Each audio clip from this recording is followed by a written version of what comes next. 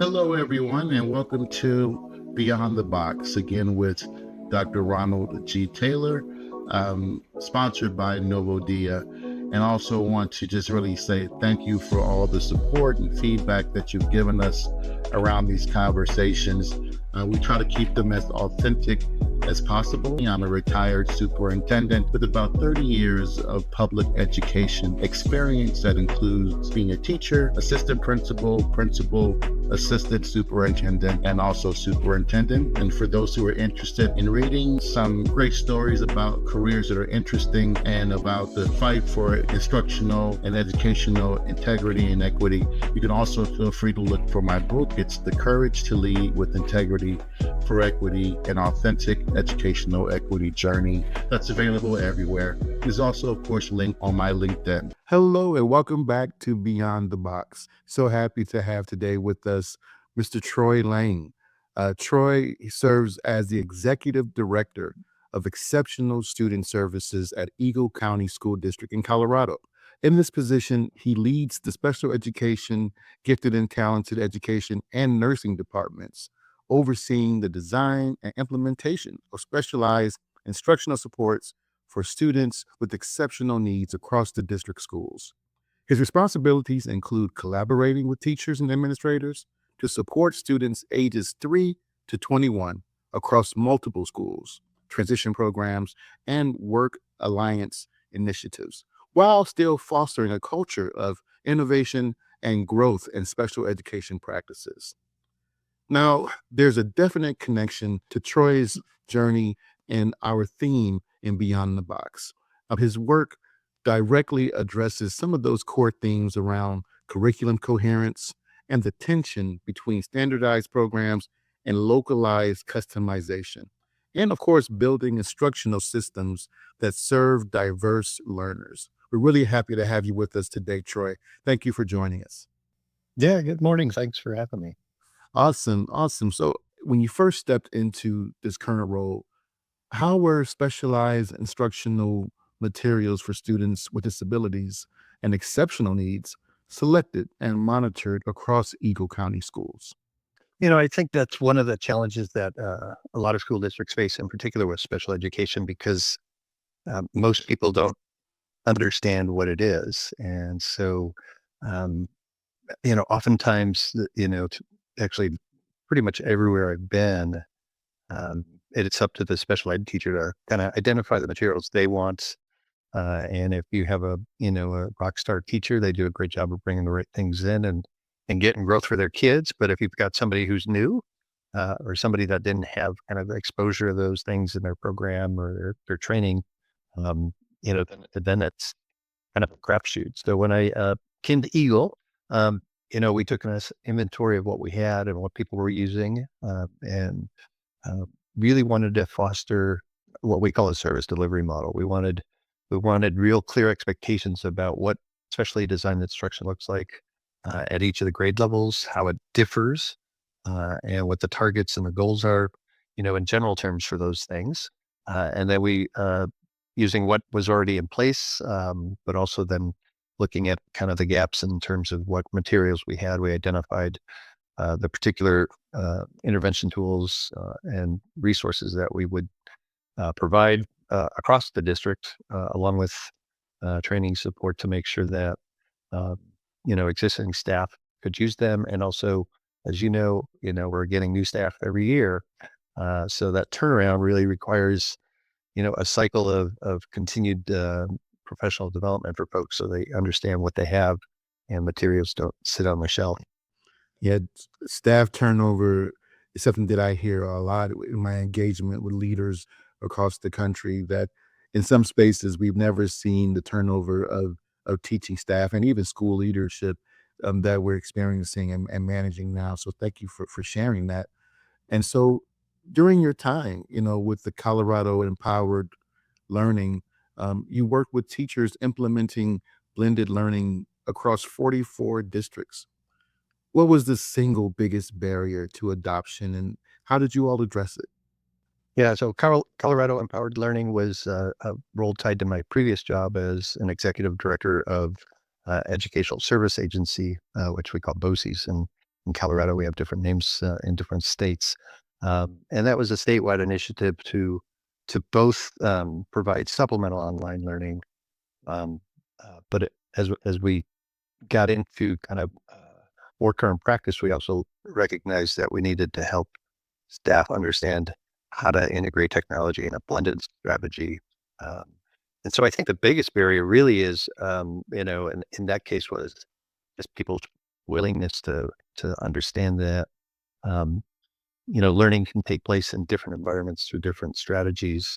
Um, one of the things teachers really enjoy doing is being able to share their knowledge, and share that in front of classrooms. And I think that's an important piece. So I think helping people understand that, if we can use technology in a different sort of way, we can actually tap into the teacher's understanding of looking at student material and giving feedback and helping students uh, really focus on their understanding of the material versus delivering the material, because you can do that more effectively in a lot of cases using some other tools.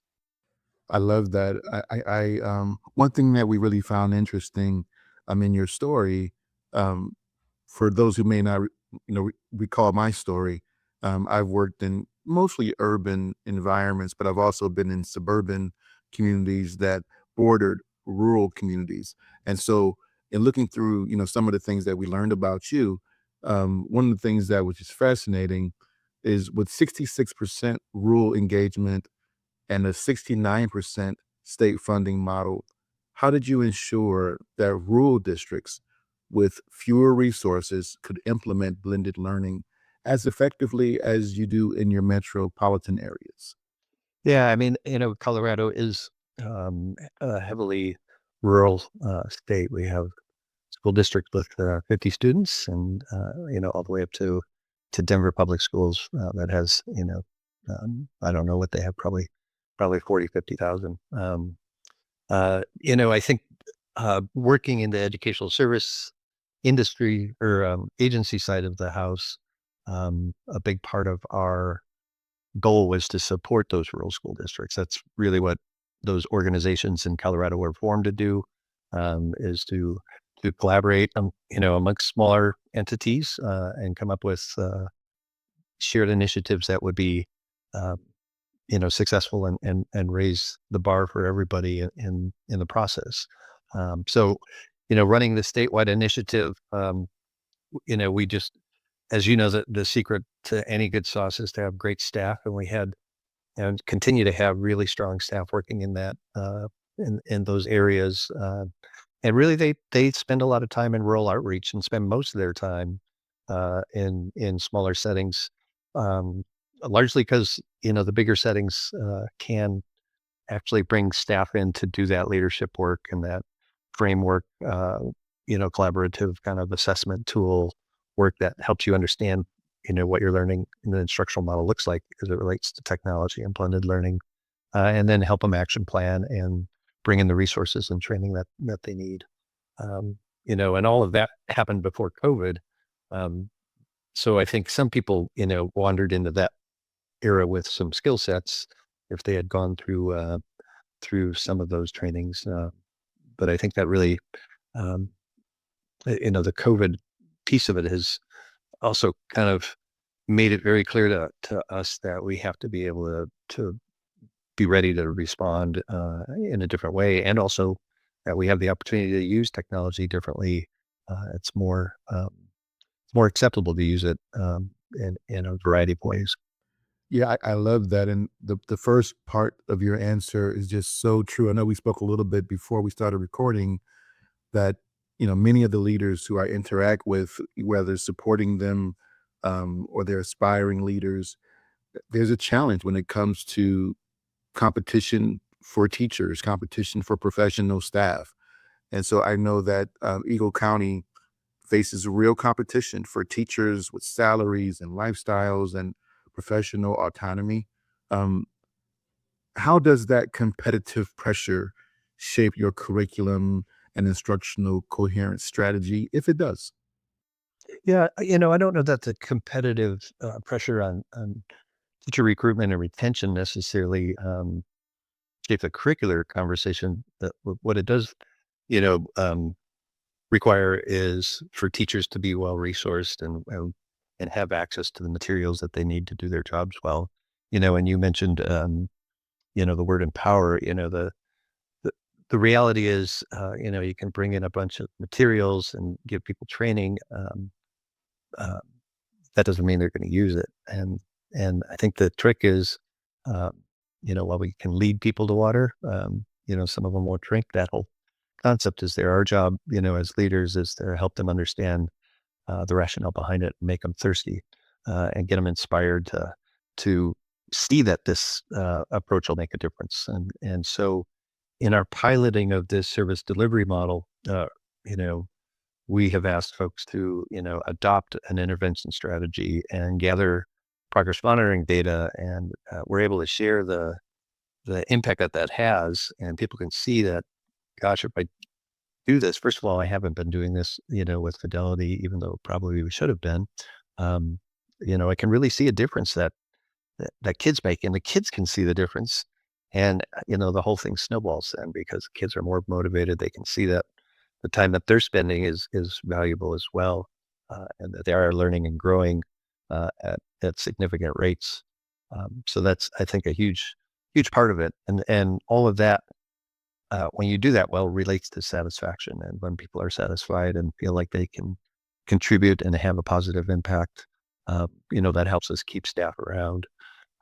Eagle County School District is fortunate to be in a incredibly beautiful place. It's also, like a lot of places now, pretty unattainable in terms of the cost of living, housing in particular. So, our focus is really on keeping the staff that we have there, and helping those new people that do come in, try and find the value both of the opportunity that they have to work and contribute to the community, but then also help them navigate how to find a long-term lifestyle in the area.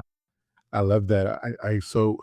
I know a lot of research supports what you're saying, that even raising salaries of teachers in the long haul doesn't measure up to having the professional satisfaction of knowing that you're doing great, impactful work and you're supported by leaders in your school or in your district. That outweighs even a raise in salary for the long haul for teachers and the research that's been shared. So thank you for that. Our last question, kind of the core of this topic, in your experience, where has the tension between standardized curriculum and IEPs created kind of the most friction? Teacher planning, time, or student outcomes, or stakeholder trust? Have you seen friction between those two really significant parts of our world in special education? Probably not from a curricular instructional level, but we did implement standards-based grading. And so that does create some friction, in terms of helping people understand how to really assess a student's performance if they're using accommodations, and giving somebody access to curriculum through an accommodation. And how does that, shift whether or not, they are demonstrating mastery of that. So we've had a fair number of deeper conversations about really understanding, what makes sense as it relates to standards-based grading. That can be a challenge for kids with disabilities. If you are functioning below grade level, and not really working on grade level expectations, but you're working on the prerequisite skills, or working towards those in a standards-based grading model, you might be, not getting a an excellent score, even though you're doing wonderful work, and that can be challenging for both families and for teachers. And so, really trying to understand the intention behind Eagle's system, and how we want to use it and how we want to design it has been not a struggle, just an opportunity for us to really have deep and meaningful conversations about what's the right way to approach that. In our um, assessment of things, in terms of the lens of those kids that need more, those kids at that top tier, I think our general curriculum is fine. We really, though, have to come up with fairly intensive interventions to make sure that those kids have the opportunity to grow at the maximum rate that they can, in particular while they're in elementary levels, uh, so that we can either get them caught up because we identified them incorrectly as having a disability. Um, eh, they were behind, and oftentimes special ed is the place that serves all those kids. So we want to make sure that by doing so, we can really reallocate resources that might be used for students who just are struggling learners versus those kids with their disabilities, and push all kids as far as we can, so that when they get into the upper grades, they can really focus on that secondary pathway, high school graduation, post school, learning and the direction there.